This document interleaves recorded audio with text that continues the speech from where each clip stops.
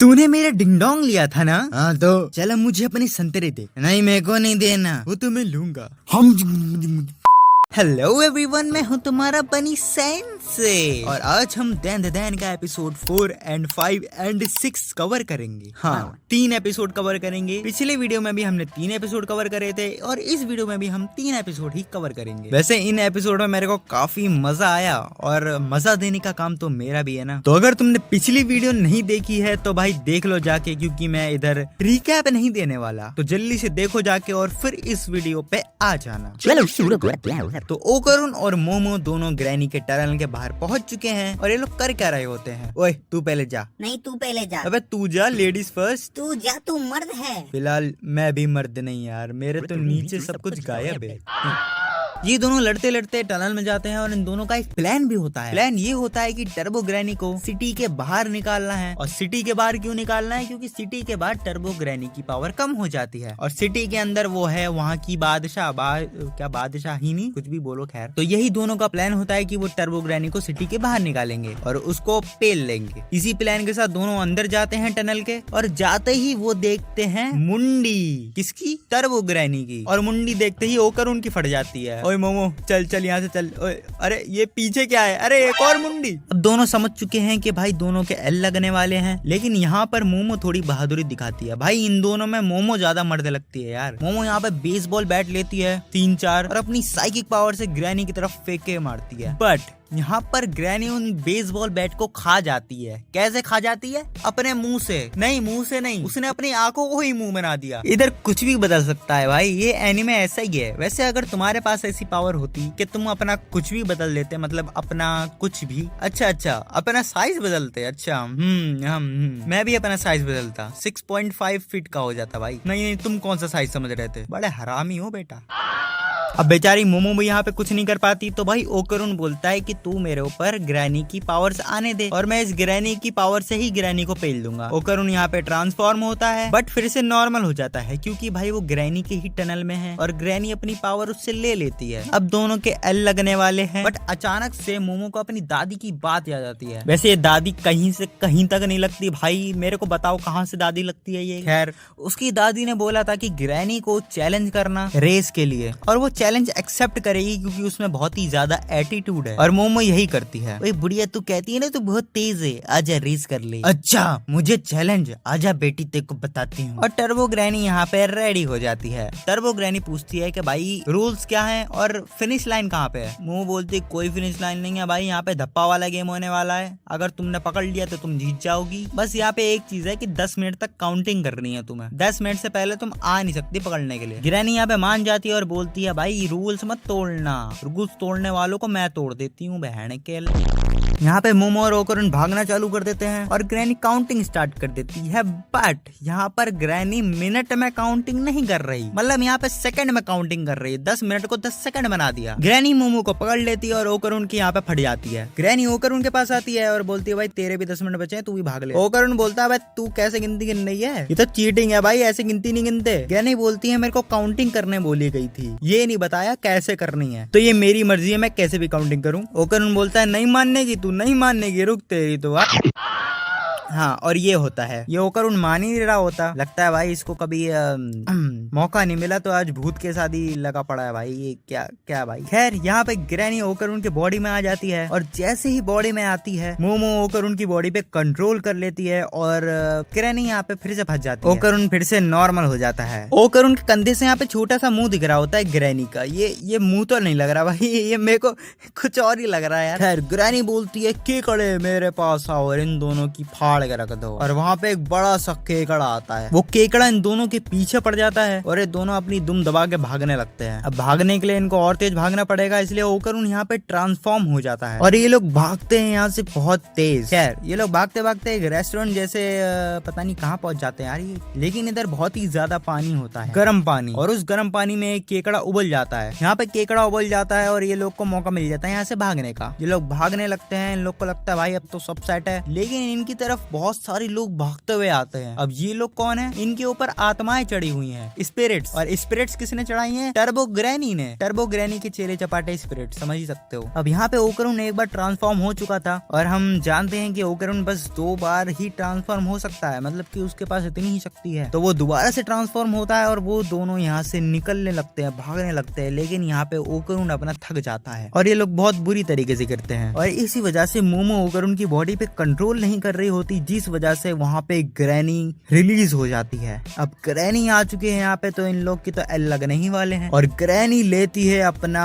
असली रूप, जो कि बहुत ही ज्यादा घटिया लग रहा था भाई। लेकिन अपनी मोमो भी कम नहीं है। मोमो अपना दिमाग लगाती है और अपनी साइकिक एबिलिटी से ट्रेन के ऊपर चढ़ जाती है, जो कि ऊपर से जारी होती है। मोमो सोच रही होती है कि टर्बो ग्रैनी की स्पीड है 100 किलोमीटर पर आवर की, मतलब बहुत तेज है। लेकिन ये जो ट्रेन है ना, इसकी स्पीड 120 किलोमीटर पर आवर की है, तो ये टर्बो ग्रैनी हमें नहीं पकड़ सकती। लेकिन वो देखती है कि भाई टर्बो ग्रैनी भागते हुए आ रही है और ट्रेन के ऊपर चढ़ चुकी है। कैसे? यहाँ पे टर्बो ग्रैनी खुद समझाती है। भाई तुम्हें क्या लगता है टर्बो ग्रैनी बेवकूफ है? नहीं भाई, इसके अंदर बहुत दिमाग है। ये अपना दिमाग लगा के समझाती है कि भाई देखो, ट्रेन जो होती है वो मुड़ती भी है और मुड़ती समय उसकी स्पीड कम हो जाती है। वाह भाई वाह, क्या नहीं, क्या बात है, क्या बात है। लेकिन ट्रेन यहाँ पे सिटी के बाहर आने ही वाली है और सिटी के बाहर खड़ी हुई है अपनी दादी। ये दादी नहीं है भाई, मेरे को दादी कहते हुए शर्म आ रही है भाई, कहाँ से दादी है ये। और जैसे ही सिटी के अंदर ट्रेन घुसती है, वहाँ पे टर्बो ग्रैनी खत्म हो जाती है। लेकिन जब टर्बो ग्रैनी यहाँ पे खत्म होती है तो मोमो को यहाँ पे कई लड़कियां दिखती हैं जो कि रिलीज हो रही हैं, यानी कि फेड हो रही हैं। अब ऐसा क्यों, वो भी हमें यहाँ पे समझाया जाता है। यहाँ पे हमें पता चलता है कि टर्बो ग्रैनी इतनी भी बुरी नहीं थी। इस टनल के पास कई मर्डरर्स ने कुछ लड़कियों को मारा था जो कि मोमो की ही उम्र की थी, और ये सब दादी जी बता रही होती हैं। वो जो लड़कियां मरी थी, उन लड़कियों की बिल्कुल भी डिजायर नहीं थी कि वो इविल स्पिरिट में बदले। देखो यहाँ पे जितना मैं समझा देता हूँ। ये जो लड़कियां यहाँ पे मरी थी, उन लड़कियों की आत्मा को ये टर्बो ग्रैनी बचाती थी एक तरह से। अब ये लोग यहाँ पे घर पे आ चुके होते हैं, अपना आराम से जिंदगी काट रहे होते हैं। दादी जी होकर उनसे एक सवाल पूछती हैं, चल दिखा मेरे को। है क्या दिखाऊं? मुझे वो दिखा जो तेरे पास है। अभी तेरे पास है कि नहीं कंफर्म तो करना पड़ेगा ना। क्या बोल रही हो?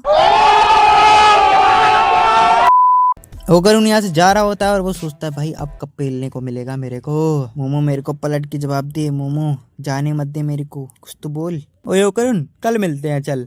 लौंडे की लग गई, अब तो मजे पेलेगा नहीं। अगले दिन बंदा स्कूल में जाता है, देखता है सामने मोमो खड़ी हुई है और उसको इग्नोर करके आगे चलने लगता है। बट यहाँ पे मोमो बेचारी अच्छी है, वो ओकरून से बात करने की कोशिश करती है। अब ये लोग अपनी अपनी क्लास में जाते हैं और यहाँ पे ओकरून की वही दिनचर्या बेचारे को परेशान करते हैं उसके क्लास वाले। ओकरून है तो बोला, लेकिन बहुत सुअर भी है भाई, मेरे को पता नहीं क्यों पागल सा लगता है ये लौंडा। लेकिन भाई अच्छा बंदा भी है यार, बुरा बंदा नहीं है। खैर यहाँ पे इन दोनों के दिमाग में पता है क्या चल रहा होता है? मुझे मोमो के साथ घोस्ट की बातें करनी है, और दूसरी तरफ मोमो भी यही सोच रही होती है ओकरून के साथ एलियन की बात करनी है। एलियंस क्या खाते हैं? क्या वो टॉयलेट पेपर यूज करते हैं हगते समय? वो अंडरवेयर भी पहनते होंगे क्या? दीदी क्या सोच रही हो ये तुम? ये दोनों बेचारे एक दूसरे से मिलना चाहते हैं। How cute, cutie pies, oh my God. अब इन दोनों की पिछवाड़े में चुल्लू होती है कि भाई एक दूसरे से मिलना है। लंच टाइम में एक दूसरे से मिलने जाते हैं, लेकिन मिल नहीं पाते, ढूंढते रहते हैं एक दूसरे को। बेचारे तड़प जाते हैं पूरे लंच टाइम मिलने के लिए, और लास्ट में मिलते हैं और अगल बगल ही बैठे होते हैं, लेकिन अंधे देख नहीं पाते एक दूसरे को। वाह वाह वाह, क्या बात है वाह। अब दोनों बेचारे थक हार के अपने क्लास में जाने के लिए रेडी होते हैं और एक दूसरे से टकरा जाते हैं। और ये क्या हो गया भाई राइटर ने क्या लिखा है, मतलब कि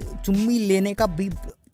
खैर छोड़ो। मोमो बोलती है मैं तेरे को इतनी देर से ढूंढ रही थी, कहाँ था तू? ओकरून बोलता है भाई मैं भी तो तेरे को ढूंढ रहा था, तू कहाँ थी? ओकरून बोलता है मुझे लगा कि तुम मेरे को अवॉइड कर रही हो। मोमो बोलती है मुझे भी यही लग रहा था कि तू मेरे को अवॉइड कर रहा है। दोनों बेचारे शर्माने लगते हैं, रोमांटिक माहौल हो जाता है। लेकिन यहाँ पे ये साले इनकी ये लोग आते ही बोलता है हमने देखा तुमने किस करी ना प्रेमी लोग। वो बोलती है मैं सुअर को किस करूंगी यार तेरी तो। ओकरून बोलता है मैं भी सुअर जैसी हूँ, किस नहीं करने वाला, तुम लोग को गलत फहमी हो गई है। मोमो और ओकरून एक दूसरे से लड़ने लगते हैं और मोमो बोलती है भाई मेरे से बात मत करियो, चल निकल पहली फुर्सत में। ओकरून भी बोल देता है हाँ मेरे से बात मत करियो, चल निकल। और यहाँ पे ये दोनों निकल लेते हैं अपने अपने रास्ते। ओकरून बेचारा मूतने चला जाता है। बेचारा ओकरून यहाँ पे थोड़ा बहुत सैड होके आता है कि यार क्या यार, अच्छा खासा माहौल बनना था, मैं तो उससे बात करना चाह रहा था, शायद मैंने ही कुछ ज्यादा बोल दिया। दिया। कोई बात नहीं।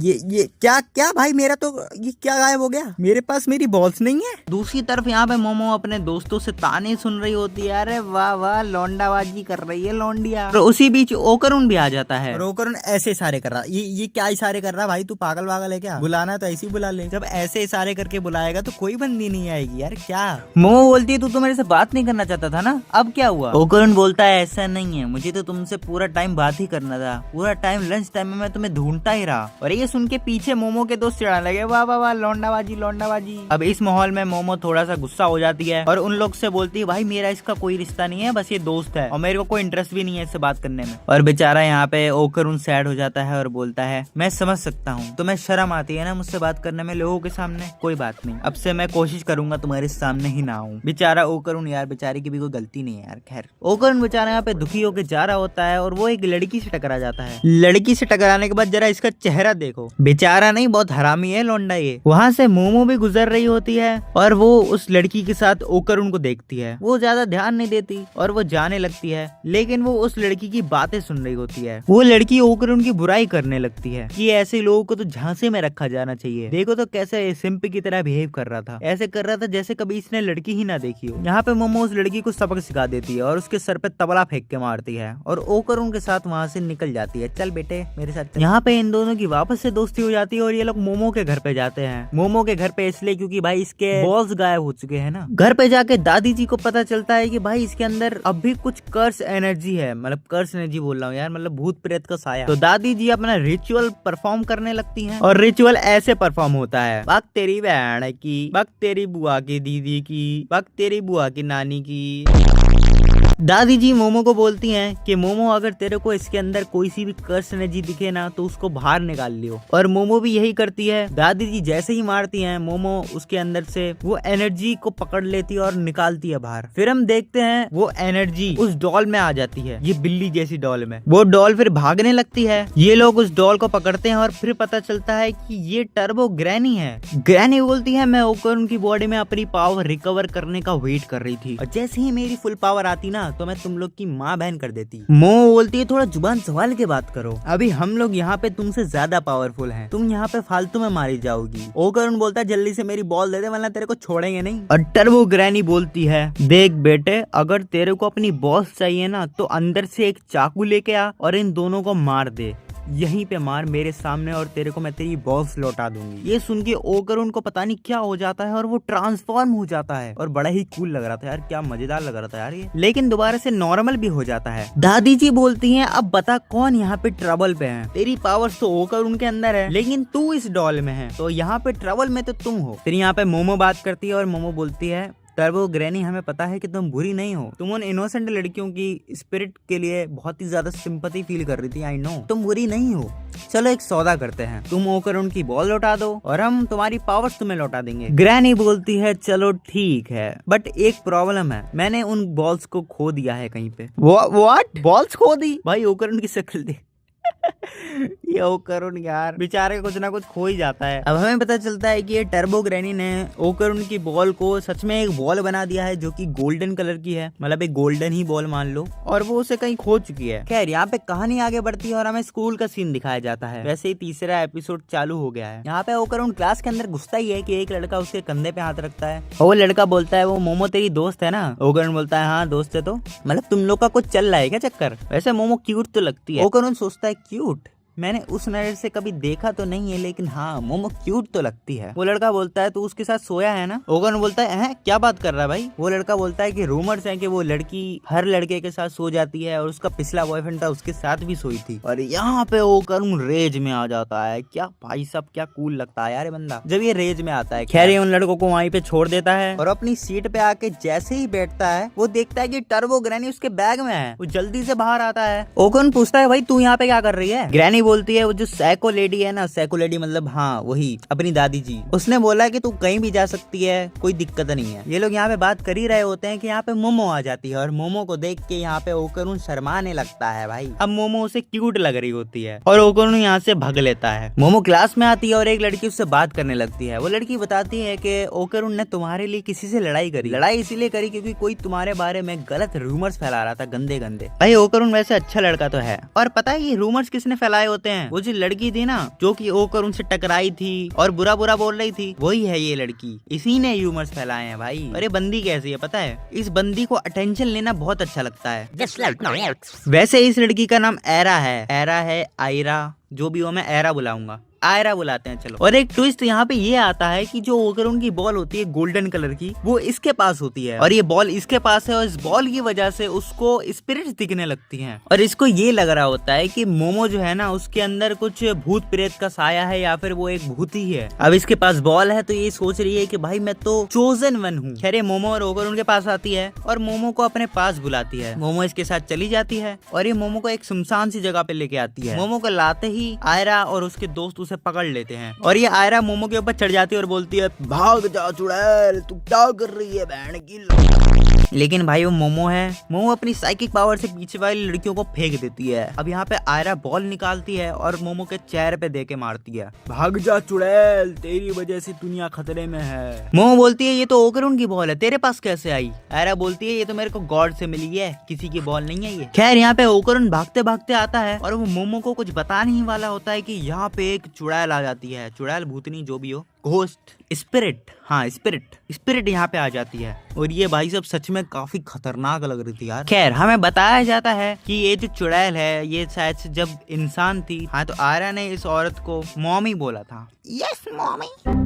और जब आयरा स्पिरिट्स को देखने लगी तो इस स्पिरिट को भी पता चल गया कि भाई ये अब देख सकती है, तो अब ये आयरा के पीछे आई है। ओकरून ट्रांसफॉर्म होता है और स्पिरिट के ऊपर हमला करता है बट वो स्पिरिट डॉज कर लेती है और डॉज करने के बाद वो ओकरून को ही खा जाती है। वो स्पिरिट लगातार आयरा से बोल रही होती है कि भाई मेरे को मॉमी बोल, मैं तेरी अम्मा हूँ, तूने मेरे को एक बार मम्मी बोला था, फिर से मेरे को माँ बोल। आयरा तो बेचारी घबराई हुई होती है और वो तो सोच रही होती है कि वो तो लोगों का भला करने के लिए ही पैदा हुई है। इस वजह से वो उस स्पिरिट को बोलती है कि भाई तू डायन है, तुझे तो मरना चाहिए। और ये सुनकर वो स्पिरिट आयरा को खा जाती है और तब तक यहाँ पे टर्बो ग्रैनी भी आ जाती है बट यहाँ पे वो कुछ कर नहीं रही होती। मोमो बोलती है कि भाई तू कुछ कर क्यों नहीं रही है। ग्रैनी बोलती है कि मैं ऐसे कमजोर स्पिरिट से नहीं लड़ती, तुम ही लड़ो। यहाँ पे मोमो फाइट करने जाती है लेकिन वो मोमो को भी पकड़ के खा जाती है। लेकिन यहाँ पे फिर से एक ट्विस्ट आ जाता है। यहाँ पे मोमो, ओकरून और आयरा तीनों बाहर निकल आते हैं उसके मुंह से और यहाँ पे ग्रैनी एक्सप्लेन करती है कि वो जो क्रॉस था ना वो असल में क्रॉस नहीं था, वो असल में एक लाइटर था जिससे स्पिरिट के मुंह में आग लग गई। खैर भाई ये कुछ